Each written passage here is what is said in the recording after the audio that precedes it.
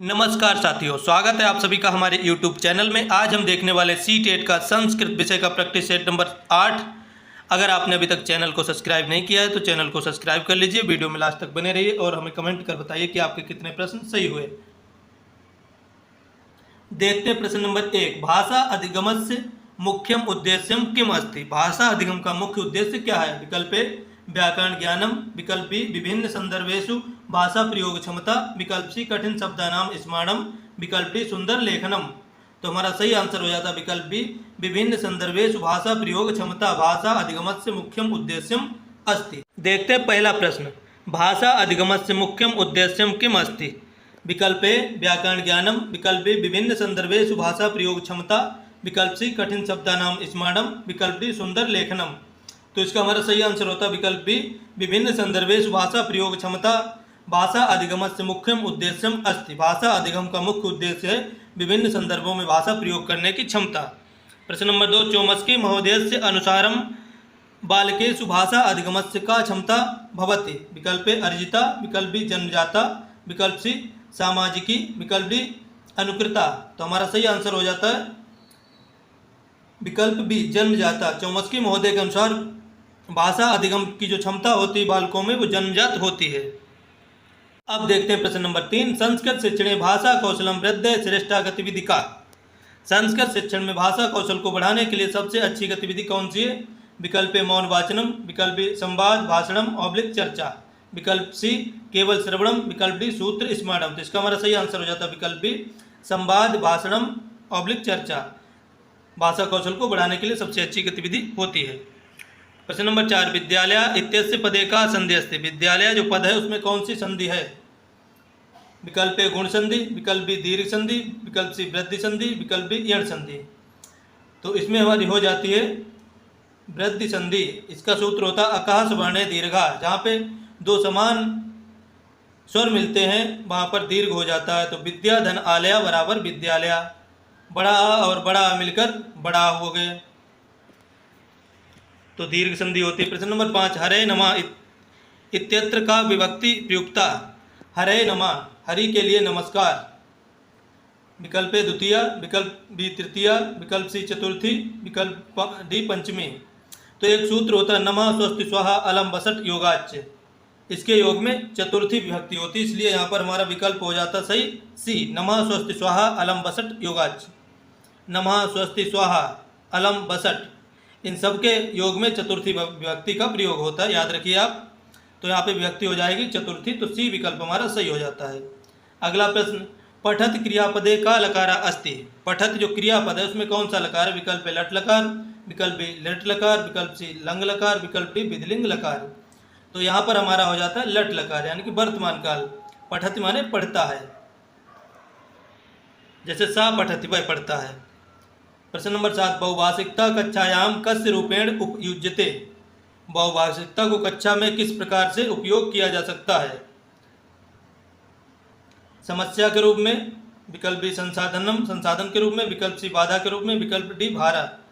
यानी कि उसको समस्या माना जाता है, संसाधन माना जाता है, बाधा माना जाता है, भार माना जाता है। तो बहुभाषिकता को संसाधन के रूप में प्रयोग किया जाता है, संसाधन माना जाता है बहुभाषिकता को। क्योंकि हमारे जो ग्रामीण परिवेश के बच्चे अलग अलग क्षेत्रों से आते हैं, कोई बच्चा सिटी का है तो उसकी भाषा अलग होगी, गांव का बच्चा उसकी भाषा अलग होगी, तो इसको एक हम संसाधन मानते हैं, ना बाधा मानेंगे ना कुछ समस्या मानेंगे। प्रश्न नंबर 8। गच्छन पदे का प्रत्यय अस्ति। गच्छन पद में कौन सा प्रत्यय है? विकल्प ए कत्वा, विकल्प बी सात्र, विकल्प सी सानच, विकल्प डी तुमुन। तो हमारा इसका सही आंसर हो जाता है विकल्प बी जो गच्छन पद में उसमें सात्र प्रत्यय लगा हुआ है। प्रश्न नंबर 9। संस्कृत शिक्षण से प्राचीन विधि का अस्ति। संस्कृत शिक्षण की प्राचीन विधि कौन सी है? विकल्प ए भंडारकर विधि, विकल्प बी पाठशाला विधि जिसको सूत्र विधि कहते हैं, विकल्प सी प्रत्यक्ष विधि, विकल्प डी द्विभाषी विधि। तो इसका हमारा सही आंसर हो जाता है विकल्प बी पाठशाला विधि यानी कि सूत्र विधि। संस्कृत वैदिक काल में सबसे ज़्यादा प्रयोग की जाने वाली भाषा है और उस टाइम पे बच्चों को सूत्र पढ़ाया जाता है, सूत्र रटवा दिए जाते थे। और सबसे ज़्यादा जो अध्ययन अध्यापन की जो प्रक्रिया थी वो मौखिक थी, लिखित में बहुत कम थी, मौखिक ज़्यादा थी। तो उसमें सूत्र विधि थी और पाठशालाएँ हुआ करती थी, गुरुकुल हुआ करते थे, तो वहाँ पे सूत्र विधि हम लगाएंगे बी विकल्प सही होता है। प्रश्न नंबर 10 नद्या इति पदम कस्य विभक्ते एक वचनम वर्तते। नद्या पद में किस विभक्ति का एक वचन है? विकल्प ए प्रथमा, विकल्प बी द्वितीय, विकल्प सी षष्ठी या पंचमी, विकल्प डी सप्तमी। तो इसका हमारा सही आंसर हो जाता है विकल्प सी। षष्ठी और पंचमी एक वचन में जो पद बनता है वो नद्या बनता है। एक वचन में षष्ठी और पंचमी विभक्ति में नद्या होता है। प्रश्न नंबर 11 पठन कौशलस्य मुख्यम तात्पर्यम किम अस्ति। पठन कौशल का मुख्य तात्पर्य क्या है? विकल्प ए उच्च पठनम, विकल्प बी अर्थ ग्रहणम, विकल्प सी केवलम अक्षर ज्ञानम, विकल्प सी तीव्र गति। तो इसका हमारा सही आंसर हो जाता है अर्थ ग्रहणम। जो पठन का पढ़ने का मुख्य उद्देश्य होता है अर्थ ग्रहण करना। बी विकल्प सही होता है। प्रश्न नंबर 12 पितरौ इत्यत्र का समास अस्ति। पितरौ में कौन सा समास है? विकल्प ए अव्ययी भावा, विकल्प बी द्वंद्व, विकल्प सी कर्मधारया, विकल्प डी बहुव्रीहि। तो इसका हमारा सही आंसर हो जाता है विकल्प बी पितरौ, यानी कि माता और पिता। यहाँ पर द्वंद्व समास हो जाता है। प्रश्न नंबर 12 देखते हैं। प्रश्न नंबर 13 बालका नाम भाषा त्रुटि कस्य सूचिका अस्ति। बालकों की जो भाषा संबंधी त्रुटियां हैं वो किसका सूचक हैं? विकल्प ए असफलताया, विकल्प बी अधिगम प्रक्रियाया स्वाभाविक भागा, विकल्प सी दंडस्य कारणम, विकल्प डी मूर्खताया। तो इसका हमारा सही आंसर हो जाता है विकल्प बी बालकों की जो भाषा संबंधी त्रुटियां होती हैं वो अधिगम प्रक्रिया का एक स्वाभाविक हिस्सा है। विकल्प बी सही होता है। प्रश्न नंबर 14 रमेशः इत्यस्य संधि विच्छेदा का। रमेश जो पद है उसका संधि विच्छेद क्या है? रमा प्लस ईसा, राम धन ईसा, रम धन ईसा, रामे धन ईसा। तो इसका हमारा सही आंसर हो जाता है रमा धन ईसा बराबर रमेशा। यहाँ पे गुण संधि हो जाती है। गुण संधि का सूत्र होता है आद गुणा। जहाँ पे ए और ओ की मात्रा आपको दिखे तो वहाँ पे गुण संधि होगी। अय और औ की मात्रा जहाँ पे दिखे वहाँ पे वृद्धि संधि होगी। यह ट्रिक है पहचानने की। प्रश्न नंबर 15 उपचारात्मक शिक्षण से मुख्यम उद्देश्यम किम अस्ति। उपचारात्मक शिक्षण का मुख्य उद्देश्य क्या है? विकल्प ए परीक्षा स्वीकृति, विकल्प बी छात्राणाम अधिगम कठिनाया निवारणम, विकल्प सी दंडदानम, विकल्प डी गृह कार्य प्रदानम। तो उपचारात्मक शिक्षण का मुख्य उद्देश्य क्या होता है? तो छात्राणाम अधिगम कठिनाया निवारणम। छात्रों की जो अधिगम संबंधी कठिनाई होती है उसका निवारण किया जाता है उपचारात्मक शिक्षण में। अब देखते हैं प्रश्न नंबर 16 लभते पदे का लकारा पुरुषा वचनम चा अस्ति। लभते पद में कौन सा लकार, कौन सा पुरुष, कौन सा वचन है? विकल्प ए लट लकार प्रथम पुरुष एक वचन, विकल्प बी लट लकार मध्यम पुरुष एक वचन, विकल्प बी लट लकार उत्तम पुरुष बहुवचन, विकल्प डी लंग लकार प्रथम पुरुष बहुवचन। तो इसका हमारा सही आंसर हो जाता है विकल्प ए। यहाँ पर लट लकार प्रथम पुरुष एक वचन है। जो लभते धातु है ये आत्मनेपदी धातु है। धातुएं 3 प्रकार की होती हैं, परस्मैपदी, आत्मनेपदी और उभयपदी। इसके बारे में अगर आपको डिटेल में जानकारी प्राप्त करनी है तो हमारा वीडियो एक पड़ा है, उसको जाकर आप देख लीजिए चैनल पर, आपको सारी जानकारी मिल जाएगी। और इसके रूप ऐसे चलते हैं। लट लकार में लभते, लभेते, लभंते। एक वचन में लभते, द्विवचन में लभेते, बहुवचन में लभंते, इस प्रकार से। और जो परस्मैपदी धातु में उसमें चलते हैं तीता अंति, इस प्रकार से। इसमें ते एते अंते इसके जो प्रत्यय होते हैं। अब देखते हैं प्रश्न नंबर 17 संस्कृत वर्णमालामते स्वराणाम संख्या कति अस्ति। स्वरों की संख्या कितनी है संस्कृत वर्णमाला में? विकल्प ए 9, विकल्प बी 13, विकल्प सी 33, विकल्प डी 25। तो इसका हमारा सही आंसर है विकल्प बी। संस्कृत में 13 स्वरों की संख्या होती है और हिंदी में होती है 11। प्रश्न नंबर 18 प्रत्युपकारा इत्यत्र का उपसर्ग अस्ति। प्रत्युपकार में क्या उपसर्ग है? विकल्प ए प्रति, विकल्प बी प्रा, विकल्प सी उप, विकल्प डी अप। तो इसमें सही आंसर हो जाता है विकल्प ए प्रति उपसर्ग है और उपकार शब्द है तो प्रतिधन उपकार बराबर प्रत्युपकार हो जाता है। अब देखते हैं प्रश्न नंबर 19 सस्वर वाचन से मुख्य उद्देश्यम किम अस्ति। सस्वर वाचन का मुख्य उद्देश्य क्या है?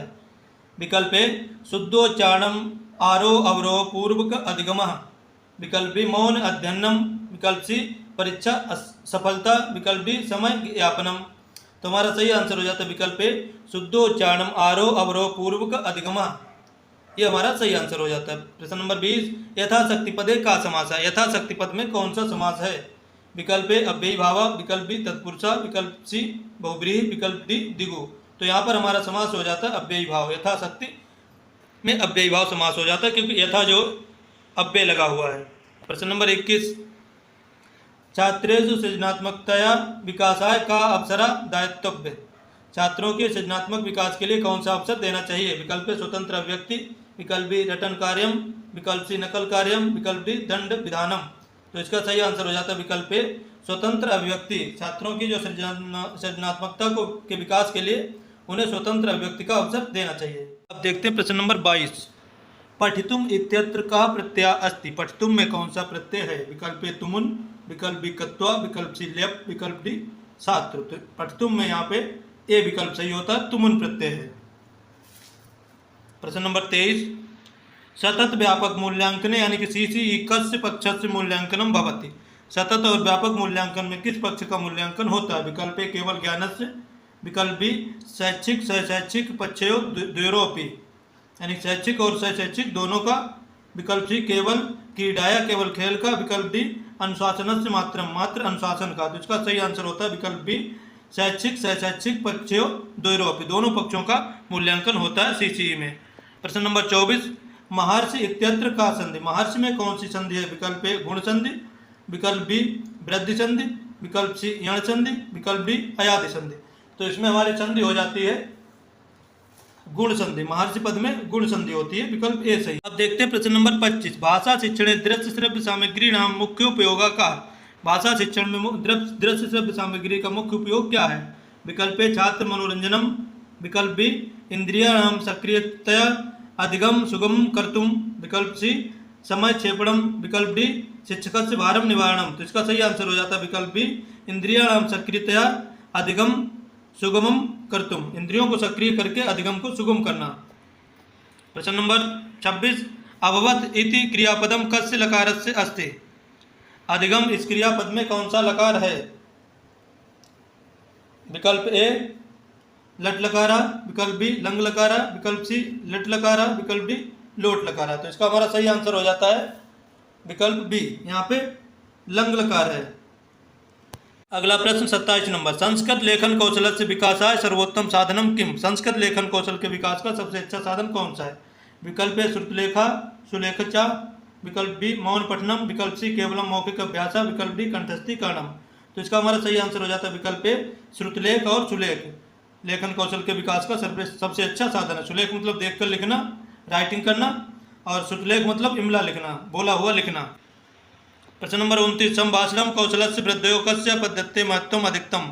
संभाषण कौशल को बढ़ाने के लिए कौन सी पद्धति का महत्व सबसे अधिक है? विकल्प ए प्रत्यक्ष पद्धति, विकल्प बी सूत्र पद्धति, विकल्प सी व्याकरण पद्धति, विकल्प डी अनुवाद पद्धति। तो इसका हमारा सही आंसर हो जाता है विकल्प ए प्रत्यक्ष पद्धति। संभाषण कौशल के लिए प्रत्यक्ष पद्धति सबसे अधिक महत्वपूर्ण होती है। प्रश्न नंबर 30। कवि शब्द से प्रथमा विभक्ति बहुवचनम किम। कवि शब्द प्रथमा विभक्ति बहुवचन क्या है? विकल्प ए कवया, विकल्प बी कवे, विकल्प सी कवया, विकल्प डी कवीन। तो इसका हमारा सही आंसर हो जाता है विकल्प ए कवया। प्रथमा विभक्ति बहुवचन होता है कवि का कवया। तो आशा करता हूँ आपको वीडियो पसंद आया होगा। चैनल को सब्सक्राइब कर लीजिए और कमेंट कर बताइए कि आपके कितने विकल्प सही हुए।